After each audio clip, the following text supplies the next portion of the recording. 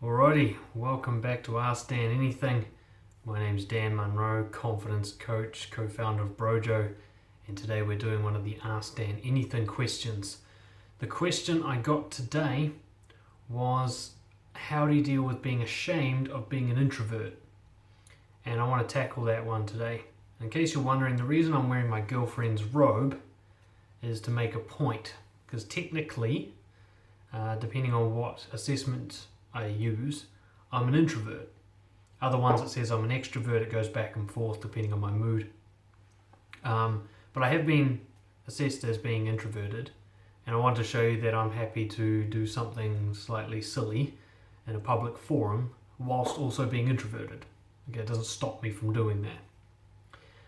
But I want to talk about how some people are ashamed of being an introvert, and they actually sort of cling to that shame, like, poor me, I'm an introvert, when being introverted is not actually the same as being shy or being afraid in social situations. And that's the biggest confusion I think people have. They think that the reason they struggle socially, like not speaking up for yourself, not able to start conversations, not able to do confrontations, hiding in the background and kind of being a wallflower, they think that's being an introvert. But that's not being an introvert, that's being a shy introvert, and those are two different things. See, shyness, as we call it, that's social withdrawal for fear reasons. Okay, you're hiding socially because you're afraid of the consequences of being noticed and judged and rejected and abandoned and all those things that we're afraid of. Now, extroverts actually have the same fears, but they manifest differently, okay? So an extroverted personality who has social anxiety will show off. They'll perform, they'll become the stand-up comedian or the clown, or they'll be the really interesting guy who just doesn't shut up. They manifest their fear as showing off and performing or controlling and manipulating. I've actually done a whole piece on the 4 different types of people pleasers, including the extroverted types. If you're interested in hearing more about that or assessing yourself, flick me an email, dan@brojo.co.nz. Now, a lot of people call themselves introverts, and yet they've never really studied what that term means in psychological definition. Okay, a lot of people use the word introvert as if it's not a technical term, which it is. The problem is, if you actually study psychology, you'll come to realize that introvert and extrovert are such broad terms that they're almost unusable. You can pretty much jam anybody into either of those definitions if you observe them at the right time. Okay, they seem like really clear and specific definitions, but depending on your mood, you can be introverted or extrovert. It's really, really broad. But in general, there are some things. All it really means to be an introvert is that your downtime is time alone. You like to relax on your own as opposed to an extrovert who relaxes in the company of others. Okay. You think carefully before you act. So an extrovert speaks as they think, their thoughts come out through their mouth. An introvert is more likely to consider it and put it together before it comes out. Okay. You express yourself gently. All right, you're aware of how people are receiving you as you speak. An extrovert can blast without that awareness, perhaps. And you generally keep your own counsel. You're the first person you go to for advice and for guidance and for validation or invalidation, whereas an extrovert will bounce off other people's reactions. None of this explains shyness. None of this explains social anxiety, which is different. Not all introverts are socially anxious. Okay? So being ashamed of shyness is about being ashamed of a behavior. There's a behavior socially that you're engaging in that you don't like, that you would like to change. But to say you're ashamed of being an introvert is to actually be ashamed of your whole personality, something that cannot be changed. Okay? So first and foremost, you need to separate those two things. It's not being an introvert that bothers you or that you're being judged on. It's shyness, which is a choice, which is a behavioral choice, a decision, not a predisposition like introversion. Albert Einstein, the famous activist Rosa Parks, Who else we got? Steven Spielberg. You know those names? They're all well-documented introverts. Yet they're happy to be in the spotlight. They're happy to be expressly creative.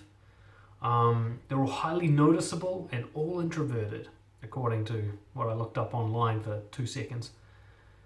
So the idea that you must be shy and introverted doesn't line up with these people. You know, Rosa Parks was happy to sit in the front of the bus, or was it the back? Whichever one you weren't allowed to do. You know, she stood out in a major way. Massive confrontation. Huge confrontation. She risked her life, really. Introvert. Steven Spielberg rocked and changed the film industry. Introvert.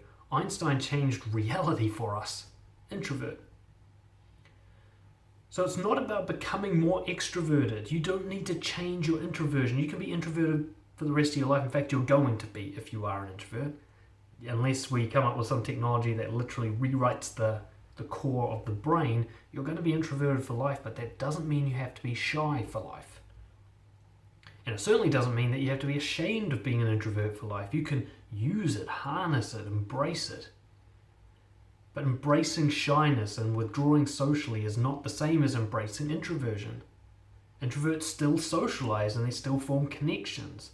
They're more likely to have a few deep and meaningful connections than a broad range of shallow connections like an extrovert might. But connections there nonetheless. An introvert can still get up on stage and speak publicly. There's nothing about being an introvert that prevents you from doing it. What I see is the reality is people use the introvert label, like, poor me, I'm an introvert, knowing that it can't be changed, as an excuse not to address their shyness. Alright? Because shyness can be addressed. Shyness is simply a behavioral pattern that can be changed.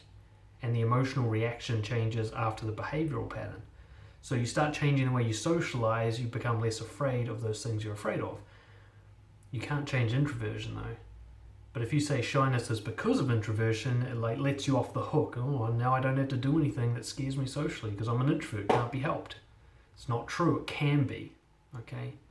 There's nothing wrong with being an introvert, there's nothing less about being an introvert, and there's nothing stopping you being socially confident as an introvert. You just have to work with what you've got, the cards you've been dealt. So, in terms of quick practical tips, because that's not the point of this video, I just wanted to point out that introversion and shyness are not the same thing, and you're going to be trapped if you think it's introversion when really it's shyness. But dealing with shyness is actually simple but not easy. Okay, I mean, most of my work in coaching is helping people deal with various versions of shyness or helping the extroverts deal with showing off and performing.